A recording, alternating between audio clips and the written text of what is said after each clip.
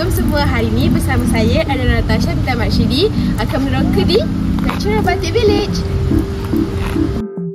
Tempat ini juga mula beroperasi pada pukul 10 pagi hingga 7 petang. Natural Batik Village ini juga merupakan satu kilang yang menghasilkan batik yang dibuat daripada pakaian yang bersetera dan dihiasi oleh motif bunga, dan juga membolehkan awak semua datang untuk tengok proses pembuatan batik. Jadi mesti awak semua tertanya-tanya apa yang dalam Natural Batik Village ni kan. Jadi jom ikut saya masuk dalam. Natural Batik Village di Kuantan adalah destinasi menarik yang menampilkan keindahan seni batik tradisional Malaysia. Okay guys, macam yang korang nampak dekat dalam kedai ni macam-macam ada. Ada baju batik, ada baju kemeja, ada baju tradisional, seluar untuk kanak-kanak, dari semua peringkat umur ada. Jadi semua barang-barang batik ni, produk yang mereka jual ni hasil daripada pembuatan mereka di bahagian luar kedai.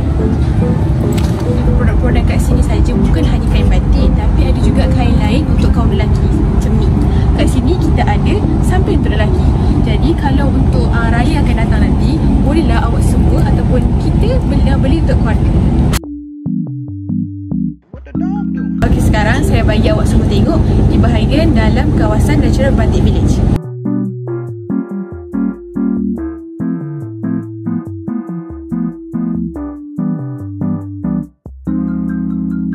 Selain menawarkan pelbagai produk batik, ianya juga menawarkan pelbagai tarikan lain, antaranya kraftangan dan cenderamata.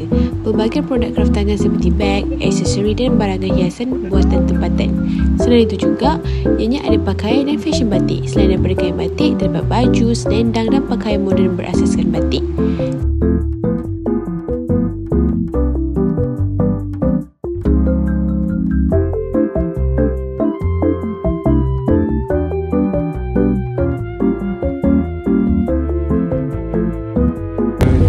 Sekarang jom ikut saya pergi ke bahagian luar kedai untuk proses pembuatan batik. Jom.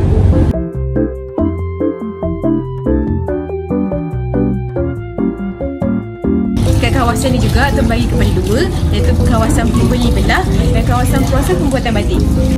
Dekat bahagian luar kedai merupakan proses pembuatan batik yang boleh nampak.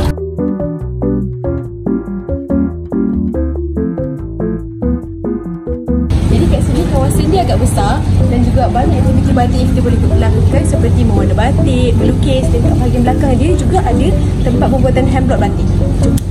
Okey, kawasan ini mengadakan kelas dan bengkel seni. Pengunjung boleh cuba sendiri mencanting batik atau belajar teknik pewarnaan kain. Selain itu juga terdapat landscape dan ruang fotografi bagi kawasan sekitar yang menarik untuk bergambar dengan suasana tradisional dan seni kreatif.